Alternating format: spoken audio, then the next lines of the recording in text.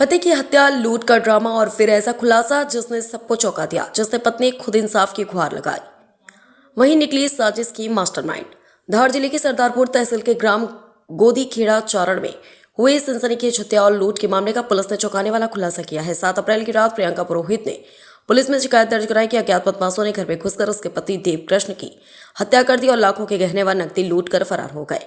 मामले की गंभीरता को देखते हुए पुलिस ने तुरंत जांच शुरू की, लेकिन जैसे जैसे सबूत सामने आते गए कहानी बदलती गई।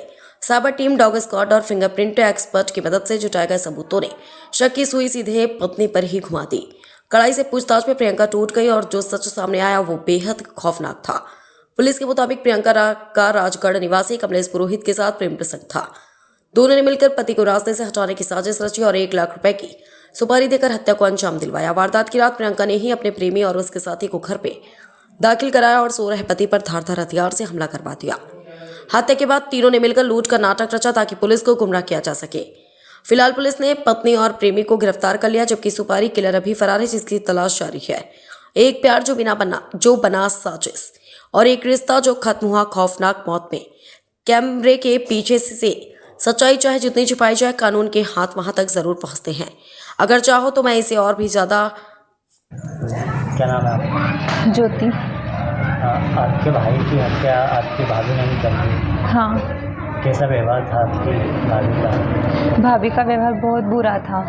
वो मतलब चिड़चिड़ करना, सही से बात नहीं करना, ऐसे कि ज़बरदस्ती रखा हुआ है, या मतलब हमें और मम्मी दिखने नहीं चाहिए भैया से, तो उनकी मतलब भैया तो आसपास होने ही नहीं चाहिए। जब देखो तब भैया से झगड़ा, रूम में जाते थे तो झगड़ा, रूम से बाहर तो वो रूम के अंदर कहते थे कि मेरे को सोने नहीं देते, बाहर जाऊँ मैं सोऊंगी, और फिर अंदर जाके मोबाइल चलाते थे। अच्छा, बहुत सी बार अंदर से आवाज़ भी आती थी। आपको आपको कब पता लगा कि उनका अफेयर है इस लड़के से पहले से? मेरे को शुरू में 2020 में जब उनके भैया की शादी थी और मैं वहाँ गई थी ना, तब मैंने देखा था, और तब भैया को भी पता चल गया था। कितने समय से था इनका अफेयर? मेरे को 2020 में पता चला था। उसके पहले से बाद से वो मेरे को नहीं पता, पर 2020 में उनका अफेयर चल रहा था और अभी तक भी चल रहा था। अच्छा, यहाँ पे वो आता था लड़का?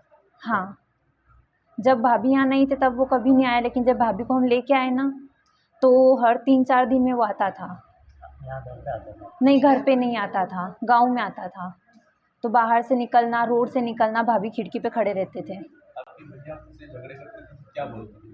भैया कभी किसी से कोई झगड़ा नहीं करते थे, भाभी से भी नहीं करते थे। भाभी झगड़ा करते थे पर भैया ने कभी उल्टा जवाब नहीं दिया। दिनांक 7 अप्रैल 2026 को थाना राजौर अंतर्गत ग्राम गोंदीखेड़ी चारण से सूचना प्राप्त हुई थी कि देवकृष्ण पुरोहित और उनकी पत्नी प्रियंका पुरोहित अपने घर में रात को सोए थे।